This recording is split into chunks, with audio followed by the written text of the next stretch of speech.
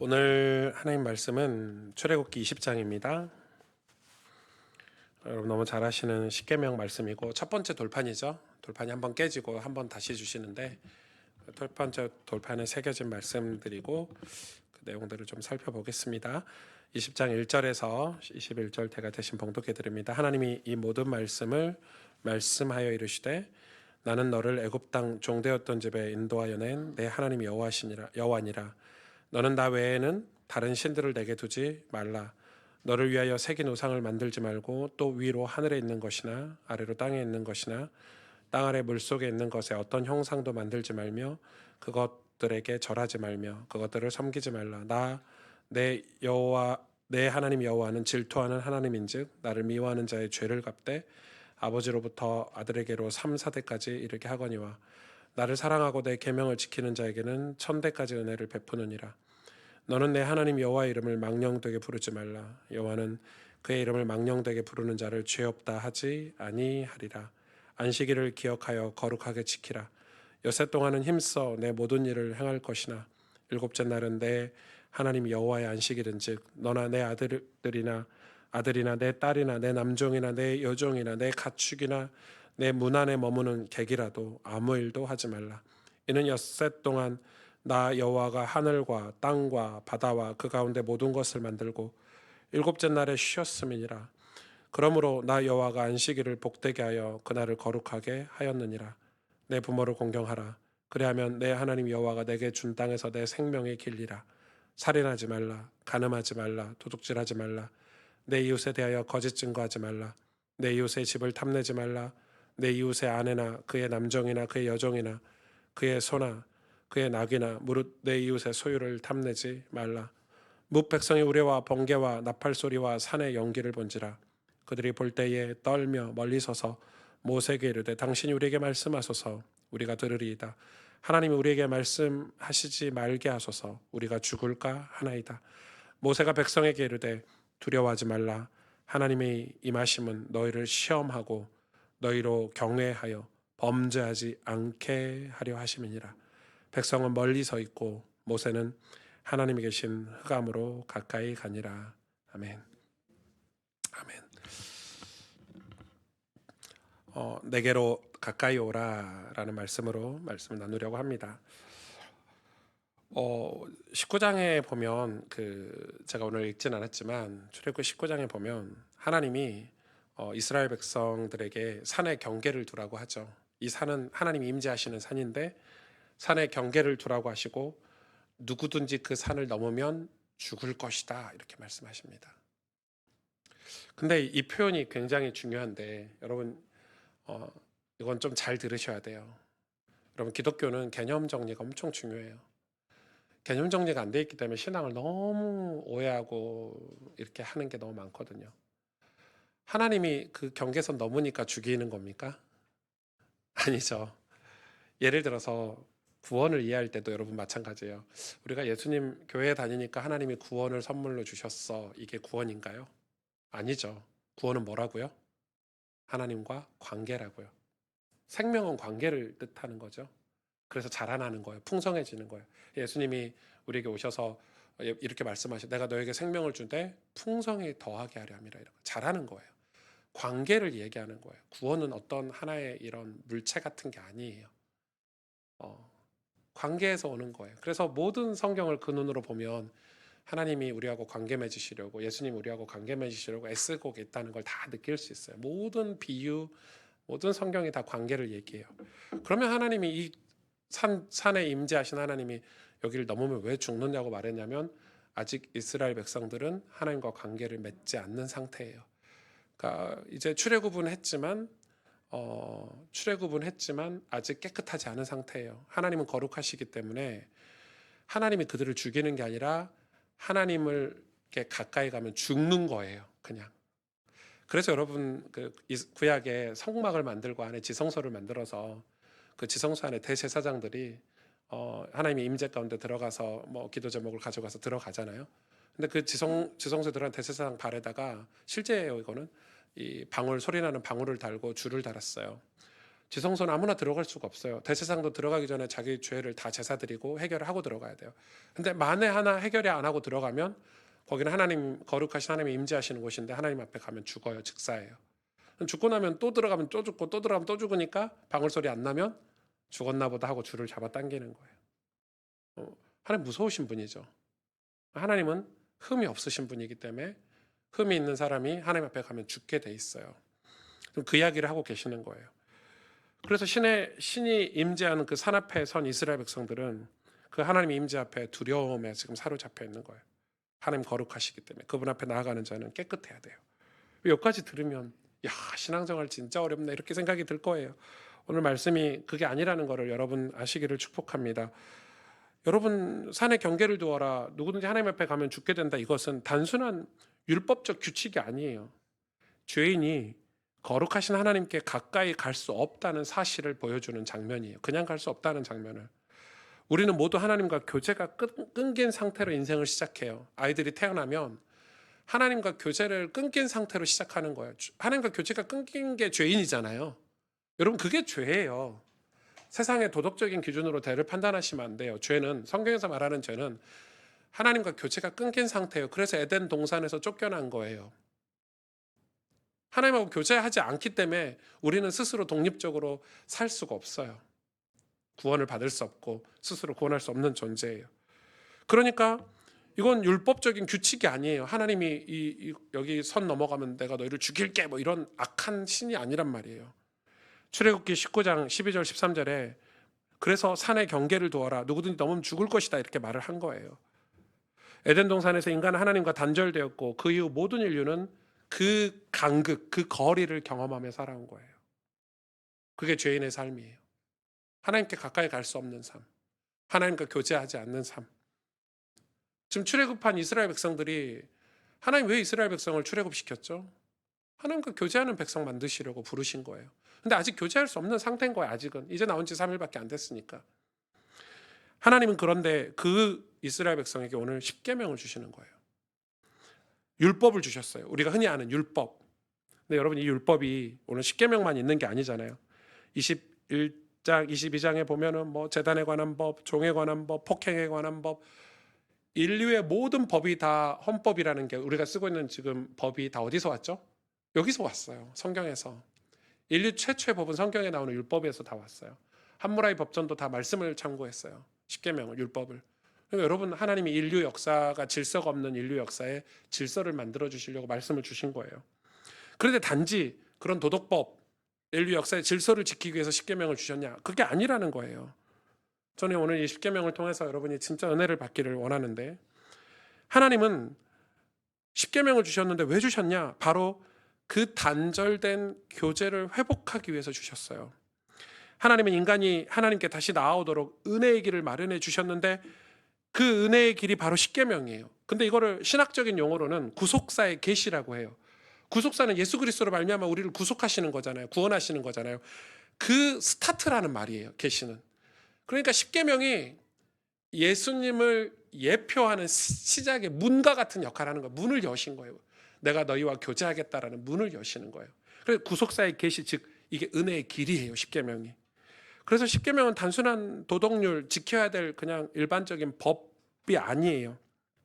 십계명은 구원의 백성에게 주신 구원받은 하나님의 백성에게 주신 생명의 말씀이에요. 다시 말해서 구원을 받았는데 구원 이후에 어떻게 살지? 이번 달 추천도서가 박영선 목사님의 구원 이후라는 책이에요. 꼭 읽어보세요. 신나고 재밌겠죠. 제목만 들어도 구원 이후. 그러니까 구원 이후에 어떻게 살아야 될까? 하나님과 교제하면서 살아야 되는데 하나님하고 교제하는 방법으로 십계명을 주신 거예요. 다시 말해서 우리가 살 길을 열어주신 거예요. 십계명 우리가 살 길이에요.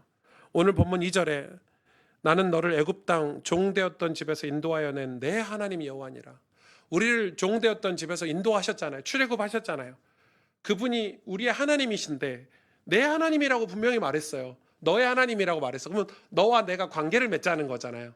근데 이스라엘 백성은 어떻게 관계를 맺을지 몰라가지고 하나님을 두려워하고 있어요. 그에게 가까이 가지를 못하고 있어요. 그러면 하나님께 가까이 가기 위해서 하나님이 우리에게 이 십계명을 주신 거예요. 다시 말해 이 십계명은 율법은 구원의 조건이 아니에요. 이 십계명을 지키면 구원받고 지키지 않으면 구원받지 않고 이런 구원의 조건이 아니에요. 이미 구원받은 백성들의 삶의 방식으로 주신 거죠. 하나님은 먼저 우리를 구원하셨고 그 후에 이제는 이렇게 살아라. 내가 너와 다시 가까워지길 원한다. 이렇게 살면 내가 너하고 가까워질 수 있을 것 같아. 라고 주신 말씀이에요. 그러므로 십계명은 이렇게 해야 구원받는다는 말씀이 아니라 이미 구원한 너희와 내가 어떻게 교제할지를 알려주는 사랑의 계약 같은 거예요. 부부가 결혼했어요. 결혼하면 뭘 주죠? 혼인서약서를 주죠. 교회에서 이제 결혼하면 성부와 성자와 성령의 이름으로 이제 결혼을 공포하는데 목사님이 주례를 하고 혼인서약서를 양쪽에 서약을 받고 그 다음에 손을 얹고 기도하면서 정상적인 하나님 앞에서 부부가 됐음을 하나님이 인정한 가정이 됐음을 이렇게 선포하고 서약서를 줘요. 그걸로 끝인가요? 아니죠. 부부 사이에는 서로 간에 약속이 있어야 돼요. 평생 둘이 청사진을 그려서 우리 가정이 이런 가정이 되도록 서로 지켜야 될. 그래서 결혼 생활을 하면 할수록 더 성숙해지고 더 발전해야 되는 거예요. 저도 저희 아내와 결혼할 때 우리 아내에게 말은 안 했지만 평생 제가 지키고 싶은 약속이 있거든요. 사랑의 언어죠. 사랑의 약속이죠. 여러분 그게 있어야 관계를 맺을 수 있는 거예요. 힘들 때 도와줄 수 있고 낙심할 때 손잡아 줄 수 있고 서로 사랑하면서 힘들 수 있거든요. 인생은 수많은 어려움을 만나고 위기를 만나는데 근데 지금 하나님은 뭐 얘기하고 계시죠? 우리에게 어떻게 교제할지 알려주시는 그 사랑의 계약으로서 십계명을 먼저 주신 거예요. 1계명이 뭡니까? 너는 나 외에 다른 신을 내게 두지 말라. 왜 여러분 하나님을 유일한 하나님으로 섬기는 게 사랑 관계 시작이죠. 다른 신이 있는데 어떻게 하나님과 관계를 시작할 수 있고 교제를 할 수 있어요? 결혼하려면 남자들 다 정리해야 돼요. 시집 가려면 반대구나. 시집 가려면 남자들 다 정리해야 돼요. 장가 가려면 여자들 정리해야죠. 이 남자도 사귀고 저 남자도 사귀면서 교제를 시작할 수는 없는 거예요. 하물며 하나님하고 교제를 시작하는데 다른 신을 둘 수 있나요? 하나님 유일하신 하나님이라는 걸 인정하고 하나님과의 관계가 시작이 되는 거예요. 이 계명은 뭐예요? 너를 위하여 우상을 만들지 말래요. 하나님은 우상을 통해 대리로 섬기는 걸 원치 않으세요. 이런 거예요. 하나님이 야 이거 나다 이거 섬겨 이런 분이 아니시라고요. 하나님은 직접 만나고 직접 교제하길 원하시는 분이세요. 그래서 이스라엘 백성들이 그걸 잘 모르니까 금송아지를 만들어서 이게 하나님이다 하고 섬겼잖아요. 하나님은 우상을 통해 대리로 섬기는 분이 아니에요. 목사가 하나님이다 대리로 섬겨 너네 목사님 잘 섬기면 나를 잘 말도 안 되는 소리예요. 하나님 그런 하나님이 아니세요. 여러분과 다이렉트로 직접 교제하기를 원하시는 분이세요. 하나님은 대리가 어디 있습니까? 그래서 우상을 만들지 말라는 거예요. 3계명은 뭡니까? 너는 내 하나님 여호와 이름을 망령되 일컬지 마라. 망령되다는 게 뭐예요? 하나님의 이름은 단순한 호칭이 아니라는 거예요. 그 이름은 그분의 인격과 임재, 살아계신 하나님의 존재 자체라는 거예요. 여러분 제 이름이 오승주잖아요. 우리 아이들이 아직 한글을 서투를 때 아빠 이름 써봐 그러면 오성주, 막 오승수 막 이렇게 쓴. 예. 그런데 아이들이 저에 대해서 그 이름 좀 틀리게 썼다고 해서 망령되 일컫는 건가요? 아니죠. 아빠를 사랑하고 존경하는 마음으로 틀리게 써도 그럼 여러분 근데 율법주의자들은 그 이름을 똑바로 쓰라고 가르치는 거예요. 이름 똑바로 써놓고 뒤에 가서는 욕해. 아유 아빠 진짜 이런 식으로. 그게 망령되 일컫는 거예요. 왜냐하면 그 이름 자체가 하나님 자체이시니까. 그래서 하나님과 교제하려면 그분을 존귀 여기는 마음으로 하는 거예요. 주 여호와 하나님 이렇게 하나님의 이름을 높이는 거예요. 그분을 진심으로 그분의 이름을 대하는 거예요. 망령되 얽히지 말라는 거예요. 안식일을 기억하여 거룩히 지키라. 이거 안식일 법은요 진짜 중요한 법이에요. 어떤 의미가 있죠? 하나님과 함께 시간을 보내는 관계를 회복시키기 위한 하나님의 초청이에요. 이제 이 안식일은 주일 예수님 시대 지나서 오늘 이제 주일이 됐죠. 부활 이후의 첫날. 이 주일은 뭐예요? 하나님 우리와 교제하고 싶으신데 그 교제에 초청하시는 날이에요. 이 예배는. 우리를 초청하고 싶으신 거예요. 나 너하고 직접 교제하고 싶다 이거예요. 일주일 동안 너희가 힘들게 일하고 공부하고 그 속에서도 교제하고 싶은데 그 교제의 깊이를 더하기 위해서 나를 지정하신 거예요. 안식일은. 초청의 날이에요. 이 모든 것은 여러분 뭐예요? 하나님께서 너희와 교제를 회복하길 원하신다는 말씀이죠. 다시 말하면 나와 다시 가까워지자 이 말 아닌가요? 그럼 나머지 계명은요. 사람과 사람 사이의 관계인데 하나님 나라의 입장으로 봤을 때 온전한 관계를 말하는 거예요. 즉, 이 온전한 관계를 우리가 맺을 수 있나요? 인간과. 그 당시에는 법이 없었기 때문에 사람을 힘으로 죽이면은 그게 아무 문제가 되지 않았어요. 저 사람 힘이 있어서 저 사람 죽였나 보다 이런 시대예요. 그래서 하나님이 법을 만드셨잖아요. 살인법을 만들었어요. 사람을 죽이면 감옥에 간다 이런 법을 만들었어요. 그러면은 사람을 죽이고 감옥에 가는 걸로 살인을 안 할 수 있나요? 본질적으로? 아니죠. 아니죠. 그래서 뭘 가르치시는 거예요? 하나님과의 1, 2, 3, 4계명 하나님을 섬기고 하나님의 마음을 가진 사람은 마음이 변화돼서 살인을 하지 않는다는 거예요. 그 마음이 하나님의 마음으로 변화돼서 이웃을 사랑하고 남의 것을 탐하지 않는다는 말을 얘기하는 거예요. 그래서 하나님과의 관계가 회복되면 자연스럽게 이웃과의 관계도 회복되고 우리로 말하면 하나님과 관계가 회복되면 우리가 믿지 않는 자들을 섬기고 사랑할 수 있다는 거죠. 이 십계명은 완전 복음 아닙니까? 출애굽기 20장 20절 오늘 본문에 보면 모세가 백성에게 이르되 두려워하지 말라 이렇게 말했어요. 하나님이 두렵거든요. 근데 모세가 분명히 설명하죠. 하나님이 임하시면 너희를 시험하고 이 시험은 테스트 이런 시험이 아니라 이스라엘 백성들이 하나님과 교제할 수 있는 시험을 얘기하는 거예요. 그래서 뒤에 뭐라고 말합니까? 너희로 경외하여 범죄하지 않게 하려 하심이니라. 그러니까 하나님과 경외할 수 있는 곳으로 하나님이 내가 너희를 이끌어 줄게 하면서 십계명을 딱 주신 거예요. 여기로 오면은 이 자리까지 오면 내가 너와 교제할 수 있어. 이걸 얘기해 주시는 거예요. 여러분 사람 사이에 대화를 하려면 혼자 일방적으로 할 수 없잖아요. 대화할 자세가 돼 있고 마음을 열어야 뭘 대화를 하든 말든 할 거 아닙니까? 그래서 십계명을 복음의 문으로 살 길로 사랑의 계약처럼 우리에게 주신 거예요. 근데 오늘 본문에서 제일 중요한 본문이 20장 21절인데 백성은 멀리 서 있고 이스라엘 백성은 다 멀리 서 있었어요. 왜냐면 하나님이 이 경계를 지정해 놓고 넘어오면 죽는다니까 무서워가지고. 근데 보세요. 모세는 하나님이 계신 흑암으로 가까이가 아니라 왜 흑암이에요? 이렇게 물어보지 마세요.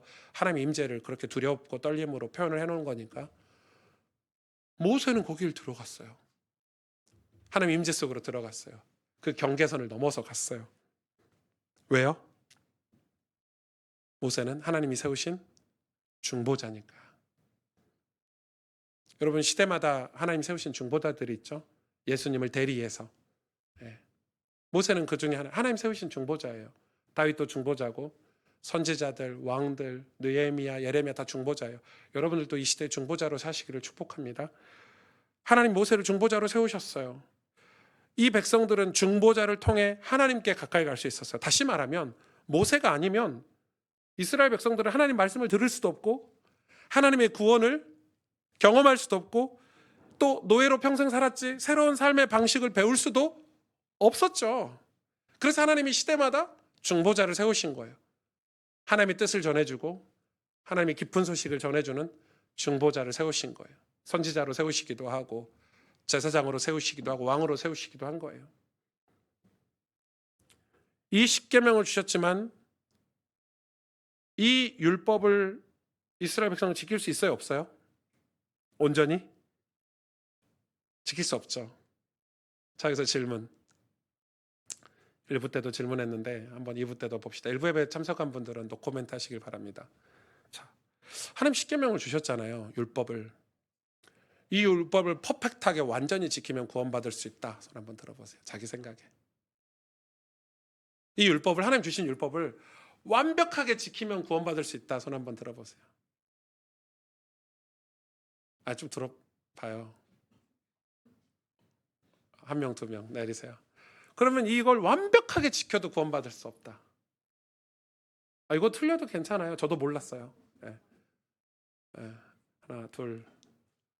왜 안 들어요? 셋. 뭐 관심 없어요 구원에? 예, 예. 왜 손을 안 들어요? 예. 들어야 깨닫지. 그다음 오답 체크하면 되니까 괜찮아요. 예. 지난주 설교가 학부모들에게 아주 좋은 메시지였다는 소문이. 예. 우리 아이들이 설교 적용을 너무 집에서 많이 해가지고 목사님 오답 체크하라 그랬잖아. 그 설교가 아닌 것 같은데. 예. 여러분 율법을 완벽하게 지키면 구원받죠. 그런데 완벽하게 지킬 수 있어요? 예수님이 말씀해 주셨어요. 너희가 마음에 지은 죄도 죄라고 말씀해 주셨어요. 바리새인들은 완벽하게 지켜서 구원받는다고 생각했는데 마음까지 생각 못한 거예요. 완벽하게 지킬 수가 없죠. 하나님 그걸 알고 주셨어요. 그리고 뭐라고 그랬습니까? 예수님이 마태복음 5장 17절 내가 율법이나 선지자를 폐하러 온 줄로 생각하지 말라. 폐하러 온 것이 아니요 완전하게 하려 함이라. 아멘. 아멘. 율법을 완성하러 오신 분이요. 그러니까 이 율법이 예수님이에요. 사실은 십계명이 사실 예수님이에요. 중보자니까 십계명도 중보자 역할을 한 거죠. 하나님과 우리 사이를 연결해 주는 다리 역할을 한 거죠. 그 예수님이 완전한 중보자, 완전히 중보자로 우리에게 오셨어요. 예수님은 십계명을 포함한 율법 전체를 완전하게 성취하신 분이세요. 그분은 우리의 불순종을 대신 짊어지셨고 우리 대신 순종하심으로 하나님에게 우리의 의를 전가해 주셨어요. 여러분 구약 내내 우리의 죄를 어린 양에게 염소에게 전가해서 그를 불태워 죽임으로 우리의 죄 문제를 해결받았잖아요. 그런데 의를 우리에게 전가해 주신 분이 계세요. 예수님. 우리는 예수님에게 죄를 전가했고 예수님은 예수님의 의를 우리에게 전가시켜 주셨어요. 그래서 여러분 성경에 보세요. 예수님을 우리의 의복이라고 표현하잖아요. 여러분 우리가 천국 갈 때 오승주를 받아주실까요? 하나님이? 못 받아주세요. 우리는 왜? 율법을 지킬 수 없고 완성할 수 없으니까. 우리 율법 못 지킨다니까요. 그래서 오승주는 안 받아주세요. 근데 하나님이 보실 때 예수님을 옷 입고 있네. 예수님은 받죠. 죄가 없으시니까. 죽으시고 부활하셨으니까. 예수님을 받아주시는 거예요. 하나님은. 그래서 우리는 예수님께 붙어 있으라는 거예요. 예수님이 이야기하잖아요. 나는 포도나무요. 너희는 가지니 너희가 내게 붙어 있으면 열매를 맺겠다. 그 열매가 뭡니까? 포도나무입니까? 돈입니까? 명예입니까? 아니죠. 구원을 얘기하죠. 성경은. 예수님을 옷을 입으라는 거예요. 예수님께 붙어 있으라는 거예요. 너희가 내 안에, 너희가 내 안에, 내가 너희 안에 있으면 이렇게 얘기하잖아요. 그래서 우리는 예수 그리스도 안에서 하나님께 담대히 나아갈 수 있게 된 거예요. 히브리서 10장 19절에서 22절에 예수의 피를 힘입어 성소에 들어갈 담력을 얻었나니 21절에 보니까 마음의 뿌림을 받아 악한 양심으로부터 벗어나고 이 십자가의 보혈의 피를 마음에 뿌리잖아요. 악한 양심으로부터 벗어나고 우리가 변화되는 거죠. 몸은 맑은 물로 씻었으니 이제 깨끗해지는 거예요. 뭘로요? 예수 그리스도로. 참 마음과 온전한 믿음으로 하나님께 나아가자. 하나님께 나아갈 길을 다 열어놓으셨잖아요. 믿음으로 나아갈 수 있대요. 예수님을 믿음으로, 예수님을 의지해서. 이게 복음이에요, 여러분. 복음은 이게 아니에요. 이런 하나의 물체, 우리가 뭐 이렇게 교회 다녔더니 뚝 내 인생에 떨어진 게 복음이 아니고, 복음은 하나님과 나와의 관계를 얘기하는 거예요. 그 관계를 위해서 중보자로 오신 예수 그리스도를 말해요. 그래서 처음도 복음이고 10년 뒤, 20년 뒤, 30년 뒤도 복음인데 풍성해지는 거예요. 풍성해지는 거예요. 생명이 자라는 거예요. 우리 어린아이들이 뱃속에서 태어나서 생명이 났지만 자라는 거예요. 힘들고 어렵지만 젖 먹어가면서 엄마한테 매 맞아가면서 학교 다니면서 배워가면서 자라는 거예요. 그 전체를 구원이라고 하는 거예요. 십계명의 목적은 우리를 정죄하기 위해서 주신 게 아니에요. 율법 우리를 정죄하려고 주신 게 아니에요. 우리를 그리스도께로 인도하는 몽학 선생이 되는 거예요. 갈라디아서 3장 24절에. 그래서 율법을 접해야 율법의 완성이신 예수님, 율법의 끝판왕이신 예수님을 만날 수 있는 거예요. 십계명은 우리에게 살 길을 열어주신 거예요. 생명이에요. 여러분 쇼생크 탈출한 영화 보신 분 계세요? 혹시 우리 중고등학생들 봤어요? 쇼생크 탈출. 오, 봤어요? 와, 이 모건 프리먼이 나온. 네.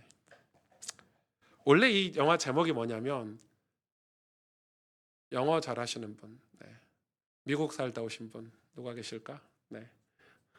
아침에는 읽어주셨는데 장로님이 장로님이 읽은 발음이 리프셔서 읽으시더라고요. 근데 이 단어가 뭐죠? 탈출인가요? 아니죠. 구원이죠. 그래서 리디머 교회잖아요. 쇼생크 구원이에요. 이 영화를 만든 감독이 크리스찬이신데 구원을 설명하기 위해서 만든 영화예요. 근데 이게 굉장히 중요해요. 자, 앤디 아세요? 앤디가 탈옥하고 나서 남은 죄수들이 식당에 모여서 식사하면서 앤디 얘기를 하면서 즐겁게 웃잖아요. 공포의 공간 속에 웃음이 들어와 자리 잡고 소망이 비집고 들어와 자리 잡은 그 장면이 구원을 상징해 준다는 거예요. 그런데 이 영화를 보면서 제가 영화를 보면서 어제 하이라이트를 다시 봤어, 설교하려고. 그 종신형을 선고받았던 복역 중인 주인공 중에 한 명인 레드가 이제 모건 프리먼이 했던 가석방되잖아요. 40년을 감옥에 있다 가석방이 돼요. 그래서 이 사람이 레드 이전에 미리 그 친구였던 가석방 먼저 됐던 브룩스라는 죄수가 있는데 출소 후에 그 브룩스라는 집에 가는데 자살해서 죽죠, 그 사람이. 가서 보니까 브룩스가 여기서 죽었다 막 이런 거 보고 왜 죽었는지 이해를 못해요. 왜? 자유인데 왜 죽지? 감옥이 아닌데 자유에 왜 죽지 했는데 이 레드가 이제 일할 데가 없고 사회에서 자기를 받아주지 않으니까 마트에서 일하다가 그걸 깨닫는 장면이 나와요. 뭐 마트에서 일하다가 손들죠. 저 화장실 다녀와도 되겠습니까? 나이가 이제 중년인데. 그러니까 직원들이 이해를 못하는 거예요. 왜 화장실 가는데 허락 받고 가지? 그래서 그 직원이 한 명이 핀잔을 주죠. 앞으로 화장실 갈 때 물어보지 말아라. 가고 싶으면 가라. 그러니까 그 사람이 화장실 가서 소변을 보고 손을 씻으면서 회상하는 장면 나오죠. 나는 40년간 누군가의 허락만 받고 살아와서 그런지 허락이 안 되면 오줌 한 방울도 안 나온단 말이지. 40년을 감옥에서 살았으니까. 그리고 뭐라고 합니까? 다시 감옥으로 돌아가고 싶다고 얘기를 해요. 익숙한 세계로 가고 싶은 거예요. 자유만 포기하면 되는 일이에요. 지금 이스라엘 백성이 딱 그러잖아요. 출애굽해서 나왔는데 다시 노예 생활로 돌아가고 싶대요. 애굽으로 돌아가고 싶대. 왜요? 새로운 삶의 방식을 배우지 못했고 거기서 자기와 새로운 관계를 형성하지 않았기 때문에. 죄수들이 세상에 나와서 그들을 도와주고 그들과 관계를 맺는 사람들이 있어야 된다는 거죠.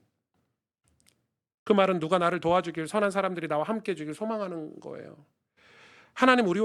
우리도 하나님과의 관계가 없잖아요. 다시 예전의 삶으로 돌아갈 수밖에 없어요. 그게 종교예요. 막 교회 열심히 다니고 뜨겁게 다니는데 예전의 삶으로 돌아가신 분 계시죠. 하나님하고 관계가 맺지 않은 거예요. 그건 구원이 아니에요. 종교지. 열심히 하다가 다시 과거로 돌아간다? 그건 종교예요. 하나님이 십계명을 주셔서 우리에게 진정한 구원을 지금 가르쳐 주시려고 하시는 거예요. 내게로 가까이 오라. 구원은 하나님과 회복된 교제를 말하는 거예요. 그럼 구원을 안 받은 상태는, 죄인의 상태는 뭐라고 말할 수 있죠? 하나님과 교제가 없는 상태. 하나님과 교제가 없는 모든 상태는 다 죄예요. 죄악이고. 하나님과 교제가 없는 삶에서 하나님과 교제하는 삶으로 바뀌는 것이 구원의 과정이에요. 우리는 종종 구원을 죽어서 천국 가는 것으로 좁게 이해하지만 성경이 말하는 구원은 훨씬 더 깊고 풍성해요. 하나님과의 관계를 얘기하기 때문에. 요한복음 17장 3절 보세요. 영생은 곧 유일하신 참 하나님과 그가 보내신 자 예수 그리스도를 아는 것이니다. 아멘. 영생을 뭐라고 얘기해요? 자, 선물 이게 아니잖아요. 유일하신 하나님과 그가 보내신 예수 그리스도를 아는 거래요. 왜? 알면 알수록 더 크고 넓어지고 깊어지고 더 단단해지니까. 관계예요. 그분과 관계를 맺는 걸 얘기하는 거예요. 그래서 구원은 하나님과의 관계 회복이며 교제의 회복을 말해요. 십계명은 그 회복을 위한 하나님의 사랑의 언어예요. 하나님 지금도 우리에게 말씀하시죠. 내게로 가까이 오너라. 나는 너와 다시 친해지길 원해. 우리 교회가 교단을 옮기고 지금 그런 과정을 겪고 있다고 생각을 해요. 우리 배워야 돼요. 하나님과 교제하는 방법 다시 다 배워야 돼요. 하나님과 관계 맺는 방법, 여호와를 앙망하는 방법. 믿음이란 무엇입니까? 바로 이 부르심에 우리가 화답하고 응답하는 거예요. 응답은 하나님 우리에게 응답하시는 게 아니라 우리가 응답해야 돼요. 대답해야 돼요. 대답. 정확한 단어가 대답이겠네요. 하나님이 우리를 부르실 때, 가까이 오너라 할 때 대답하는 거. 대답이 뭘까요? 십계명이잖아요. 대답이 뭐예요? 예수님 믿는 거예요. 그 새로운 삶의 방식을 배우는 거예요. 하나님께 나아가는 게 뭐예요? 그래서 말씀이에요, 여러분. 말씀. 우리가 화답하고 대답하고 응답하는 게 바로 말씀이어야 돼요. 여러분, 말씀이 없이 십계명이 없이 율법이 없이 예수님 만날 수가 없습니다. 하나님을 사랑하고 말씀과 기도로 교제하며 그분의 말씀에 순종하며 살아가는 삶, 그것이 바로 신앙생활이고 구원받은 자의 삶입니다. 이 탕자의 비유 말고 제가 어떤 동화책을 봤는데 집 나간 아들, 이야기가 비슷해서 봤는데 비슷한 레파토리긴 해요. 어떤 아들이 아버지의 마음을 되게 아프게 하고 집을 떠난 지 되게 오래된 아들이 이제 집으로 돌아갈 결심을 해요. 근데 그건 두려워요. 집을 너무 오래 떠나 있었기 때문에 아버지께 가기가 두려워요. 과연 아버지가 날 용서할까? 나 같은 놈은 받아줄까? 이런 고민에 쌓였어요. 그래서 이 아들은 아버지에게 편지를 써서 보내요. 아버지, 이번 주에 제가 열차를 타고 집 앞을 지나갈 텐데 집 앞 나무에 흰 천을 하나 매달아 주시면 저를 용서한 줄 알고 집에 들어가고, 천이 보이지 않으면 그냥 이제 집에 들어가지 않겠습니다. 이렇게 편지를 보내요. 드디어 그날이 오고 기차는 집 앞을 지나가요.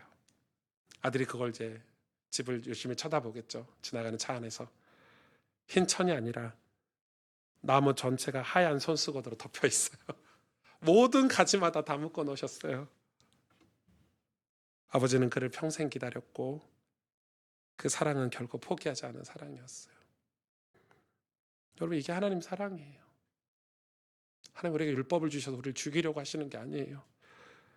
하나님 지금도 말씀하고 계세요. 저와 여러분에게 내게로 가까이 오라. 나는 너를 향한 사랑을 단 한 번도 멈춘 적이 없다. 저는 우리 인류가 하는 짓을 보면 이기적이고 악하고 온갖 정상적이지 않은 사람들이 활개를 치잖아요.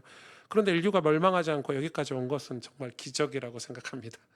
기적 아닙니까? 우리 인류가. 지난주 기사 중에 가장 쇼킹한 기사가 뭡니까? 탄핵인가요? 아니요. 탄핵은 별로 쇼킹하지 않았어요. 지난주 기사 중에 가장 쇼킹한 기사가 뭐였습니까? 강릉시에서 발견된 마약 2톤. 안 보셨어요?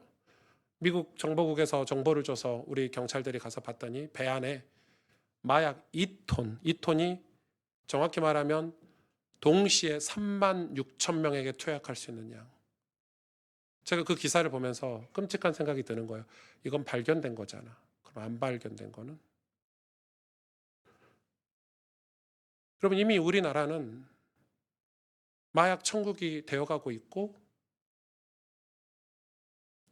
앞으로 우리나라는 마약은 담배 정도야, 별거 아니야. 미국처럼, 유럽처럼.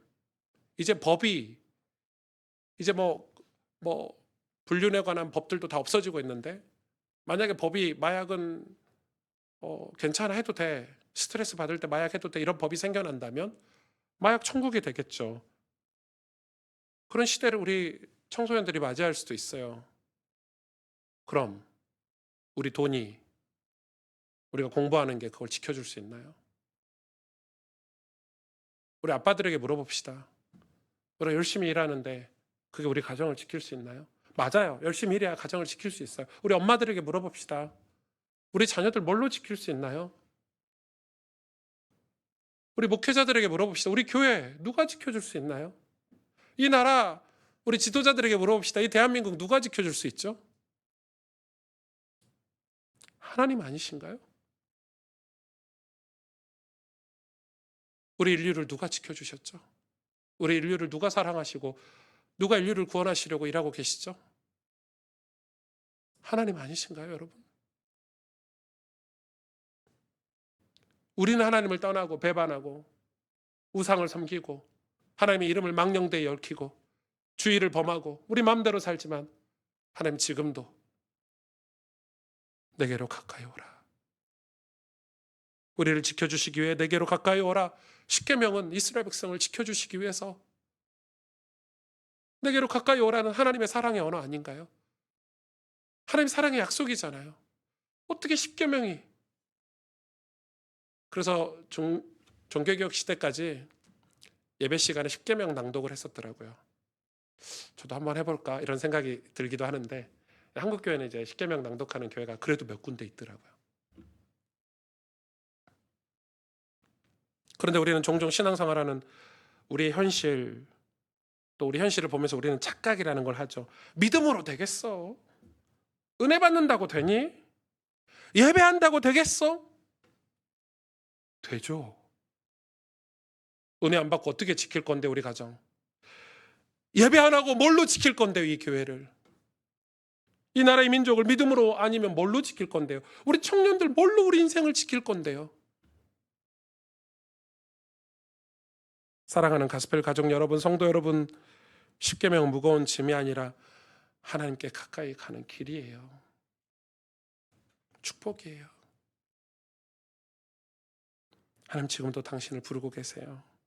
내게로 가까이 오라. 예수 그리스도를 통해 길이 열려 있다. 이제는 담대히 나오너라. 히브리서 11장에 나오는 믿음의 사람들은 연약했죠. 믿음으로, 그런데 뭐라고 써 있습니까? 믿음으로 나라를 이기고 사자의 입을 막고 불의 세력을 멸하며 전쟁에 용감히 싸웠습니다. 하나님 우리를 지키신 거예요. 특히 히브리서 11장 34절에는 연약한 가운데서 강하게 되기도 하며. 아멘. 우리 연약한데 하나님 지키셔서 믿음으로 강하게 되기도 한대요. 하나님이 연약한 자를 통해 일하시며 믿음을 통해 능력을 나타내신다는 거예요. 히브리서 4장은 이렇게 말씀하고 있어요. 하나님의 말씀은 살아있고 활력이 있어 혼과 영과 관절과 골수를 찔러 쪼개기까지 한대요. 그 말씀이 우리 안에 들어올 때 두려움과 절망이 물러가고 하나님 앞에 설 수 있는 담대함이 생긴다는 말씀이잖아요. 그리고 로마서 8장 29절 30절에 이렇게 말합니다. 하나님은 미리 아신 자들을 부르시고 의롭다 하시고 영화롭게 하신대요. 영화롭게 하신대요. 영화롭게 하신대요. 하나님 우리를 처음부터 끝까지 인도하시며 결국 영광의 자리까지 우리를 이끄신다는 거예요. 아멘. 아멘. 아멘. 제가 이번 주에 조금 매주 똑같네요. 예. 어제 좀 머리도 자르고 이제 교대에서 기도도 좀 하고 여기 본당에 와서 기도하러 오는데 진짜 많이 지쳐 있었어요. 어제 밤늦은 시간에 또 그런 일들이 좀 있었어요. 마음이 무겁고. 근데 여러분 가서 기도하면서 막 눈물 콧물 다 쏟아내고 나니까 그 희한한 힘이 있잖아요. 우리 예배가 그래야 되는 거 아닌가요? 하나님을 만난다는 마음으로 목마른 사슴이 시냇물을 찾듯이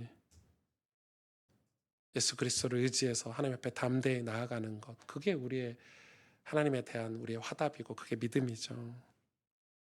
신앙생활은 바로 이 믿음의 길을 따라 사는 거예요. 기도하고 말씀 붙들고 하나님을 예배하고 섬기는 삶이야말로 진짜 구원의 열매이고 영원한 생명의 길이에요. 여러분 믿음으로 하나님께 가까이 가는 자 되길 원합니다. 율법을 두려워하지 마세요. 그리스도 안에서 자유롭게 하나님과 교제하는 자가 되길 위해서 이 하나님의 말씀이 하나님과 우리 사이를 연결하는 중보자예요. 그곳에 참된 기쁨과 회복이 있고 그곳에 진짜 구원이 있어요. 우리 안에 그런 구원의 은혜가 차고 넘치기를 주님의 이름으로 축복합니다. 함께 기도하겠습니다.